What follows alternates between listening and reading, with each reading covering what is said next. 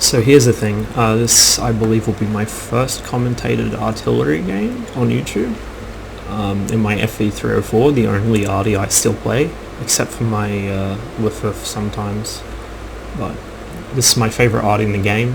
Like I said, it's the only one I really play, because it's not so much an arty as a light tank with a mortar strapped to the back of it. It's so much fun. I'm playing with SRB's ARL44 and Ethan in his Cheeto.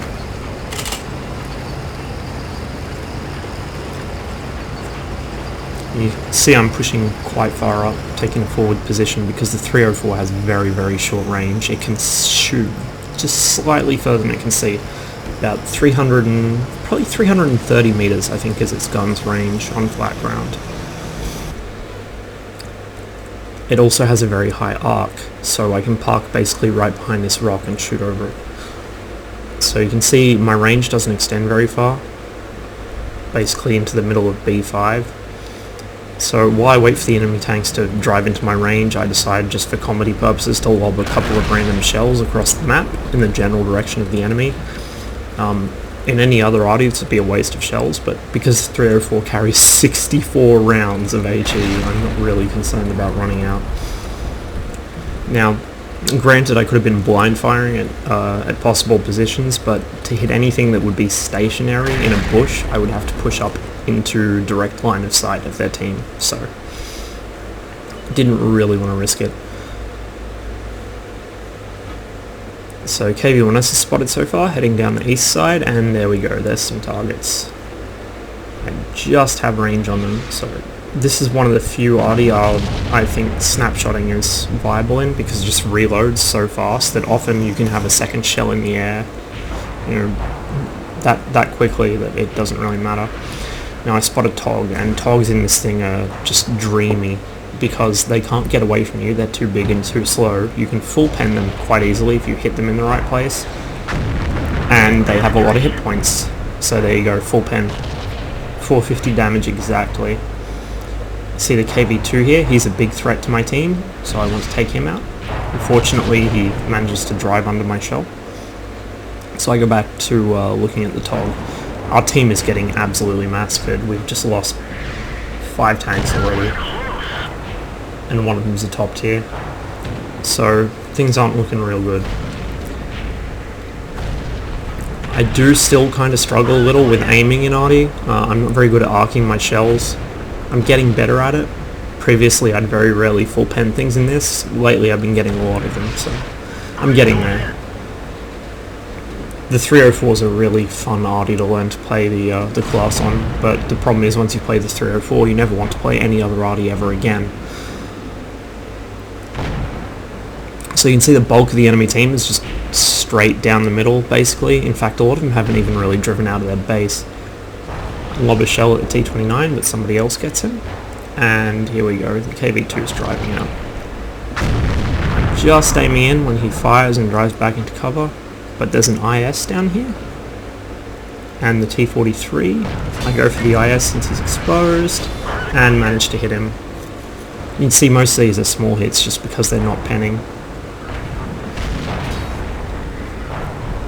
So here I'm trying to get the KV-1 on the move. I managed to hit him. I think that hit his front armor. The 304 fires a shell every 9 or 10 seconds or something like that. Between 9 and 11, I know that much. So if you have 2 of these working in concert, you can basically perma-track any tank in the game. Even by yourself, actually, you can perma-track most tanks in the game. It's quite funny. Being on the receiving end of a 304 is very unpleasant. So you can see we're still at a major disadvantage here. I'm doing what I can to support my team in mid. Our 3601 is suicided alone into a pair of enemy heavy tanks, both of which out-tier him as well. Get unlucky RNG on that shell, but then my next shot on this Panther manages to kill him blind. Sorry about the flickering shot line, I don't know why that's happening. Replays for arty can get kind of glitchy. Direct hit on that KV2, but it didn't kill him. Should probably have been aiming at the T-43 at this point, so yep, you see me switch there. Much easier target. I get a good shot into him, and that's the end of him. So things are starting to even out a bit. But at this point, I'm the furthest thing to the west, so I need to relocate now before the enemy start pushing on me. The 304 is extremely fast in a straight line, as fast as a light tank, but it doesn't turn very well. So I need to turn and move before they get there, rather than after the fact. So there's a 3-4 in the open here. I land a shot in his engine and do full damage to him almost. See a Hellcat here, charging RE-25. So I'm actually having to drive and fire because the Hellcat's right at the edge of my range.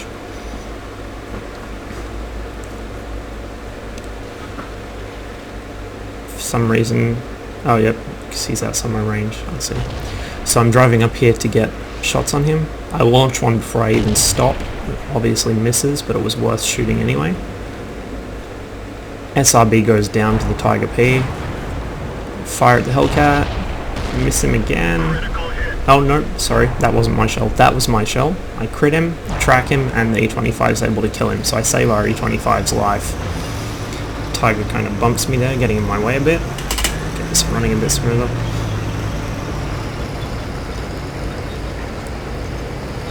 So I'm relocating further east now. Tiger is basically the only thing between myself and the enemy team. We're lucky here that they didn't try and cap fast, because if they had, it would have been very difficult to win the game. Ethan is pushing up ahead. He's taking the village, so we know the enemy tanks aren't there, and he'll be able to hold them off a bit. RE-25 is just dirt rushing straight into the enemy Hummel.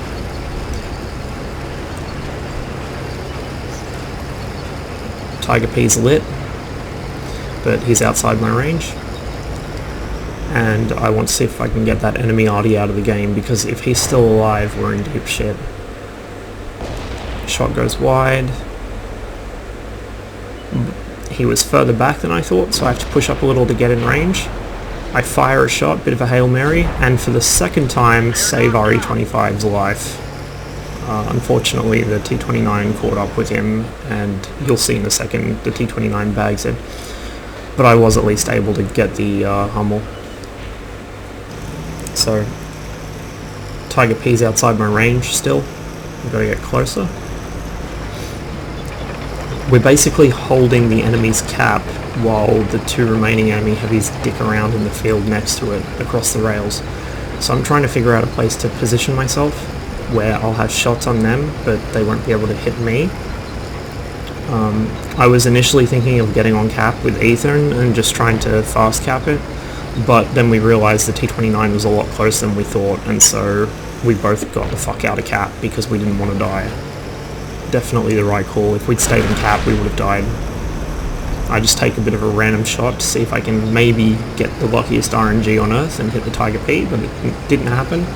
And now it's just myself and Ethan, and he is one-shottable if the T-29 high rolls.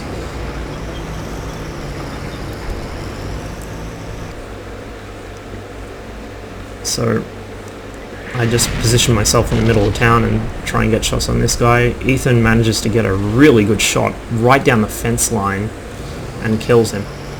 So now it's just the T-29 we have to deal with, who has 713 hit points still. While Ethan is now one-shottable for anything, even if he shot HE. 132 hit points versus 700 and whatever it was. T-29s are also fairly resistant to FV-304 fire, unless you manage to arc a shell directly on top of them. The 304 shots drop in almost vertically at the edge of its range, but closer in where I'm going to be shooting him, they arc in at an angle, so I'm likely to get shots eaten by his tracks, or by his turret. So at the moment I'm aiming up where he was last spotted, which in hindsight was a mistake. Obviously he had moved by then. Ethan was telling me on TeamSpeak he thought he'd moved around to D9, which was in fact correct. I think our team teammate was just implying Ethan was a bot because he was shooting out cover to try and expose the T-29. I don't know, puppies. So anyway, I aim east, since Ethan is convinced that's where the T-29 is coming from. And now it's a waiting game. I probably could have repositioned to the west side of rails, but I just didn't want to risk it. I have good camera here, decent cover. I can sort of weave in and out of the buildings if I get rushed. But I do decide to move just a little bit further west, so I have better shots over the buildings, which turned out to be a wise decision. See the ELC there, I don't know what happened to him.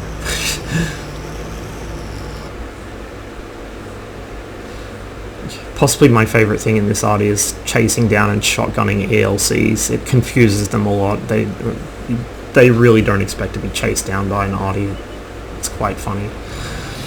So, T-29 spotted.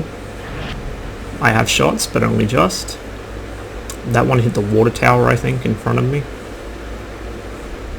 So it's now a game of ring around the rosy between Ethan and the T-29, but I can help out. So I tell Ethan to keep its attention and keep it basically where it is now so I can shoot it. So he weaves around the building to try and get the T-29 to expose itself. I managed to track it. I'm not doing a lot of damage with these shots, but I am tracking it, which is the important thing. You can see he's just repaired his tracks and then I track him again. This is what happens when there's an angry FV304 focusing a tank. So Ethan is thinking about rolling out, but I tell him that it's looking at him, so he backs off. T-29's badly positioned for me to hit, but thankfully he's an idiot and backs into the position where I just hit him before. I track him once again.